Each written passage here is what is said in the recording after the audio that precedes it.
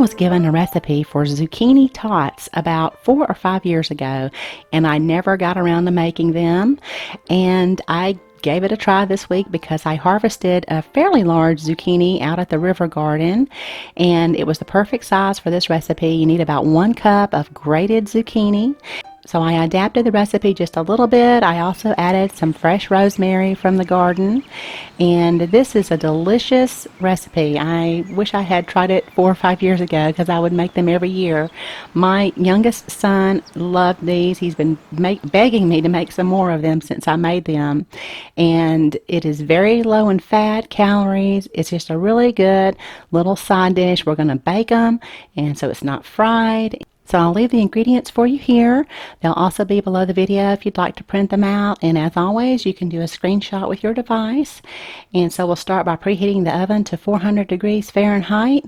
And then I want to just trim down the zucchini to make it more manageable for grating. And so I'm going to use my box grater. And I'm going to use the large side of the box grater.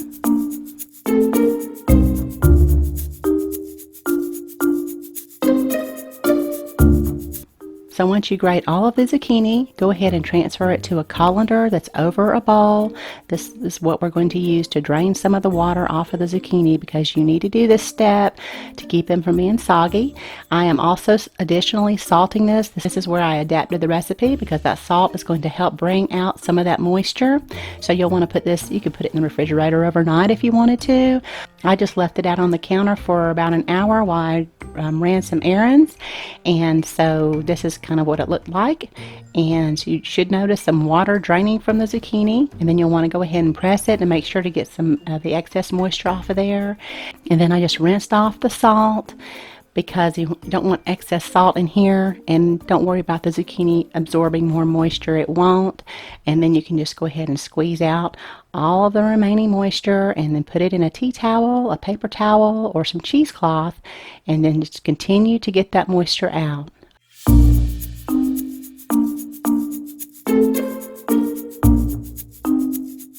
So in a bowl, we'll go ahead and add the breadcrumbs. I'm using panko breadcrumbs, and mine are not seasoned, and that is also why I'm using rosemary. You can add a different kind of herbs if you want to. I think thyme would be nice, oregano would be good, any of these harder herbs or dried herbs would be good. And then add some salt and some minced onion and some cheddar cheese. If you use a low-fat cheddar cheese, it'll make it a little bit more healthy. And then 1 beaten egg and some black pepper to taste. I like a little bit of black pepper in there. And then just gently break apart your zucchini so that it will mix in very good with all of your other ingredients. So just incorporate all those together until it comes to a nice stiff mixture. And now we can prepare our pan. And I did not have parchment paper, so I'm using aluminum foil just to make it an easy cleanup. But if you have parchment paper, that might work as well too. It'll certainly help keep it from sticking. But I do think the aluminum foil helps it brown better. So we want to make sure we get them a little bit brown.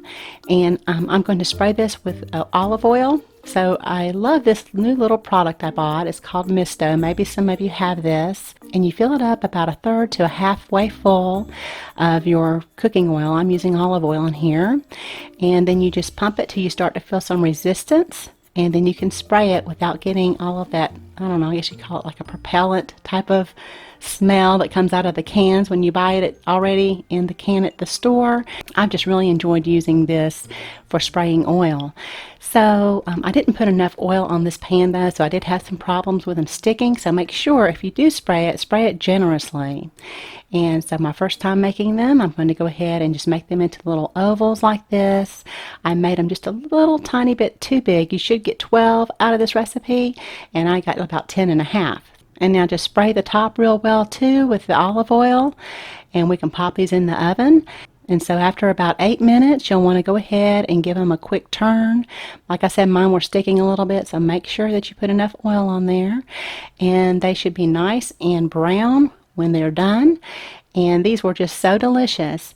I really wish I'd made them 4 or 5 years ago, because this would be a regular in my house, because, you know, as long as the kids like them, then that's great for me, because it's mostly zucchini. So I put a little hot sauce on mine. My youngest son put sriracha on his, and we both agreed they tasted like sausage balls. Oddly enough, the texture and the flavors were a lot like sausage balls. For any of you who've ever had that before, I think everyone's had sausage balls at some point in their life. And, you know, where you use Bisquick and I think cheddar cheese and sausage, these are certainly much more healthier than sausage balls. So I've got to get some more zucchini so I can make a double recipe of this and my family can enjoy it with one of our dinners. So anyway, if you are also harvesting a lot of zucchini, maybe you're looking for some more ideas of ways that you can use it, just head on over to my channel. I have a playlist over there that's specifically dedicated to zucchini recipes, and so you can check that out. And as always, feel free to share this on your favorite social media platform. I sure would appreciate it. Thank you so much for watching, and y'all have a beautiful day.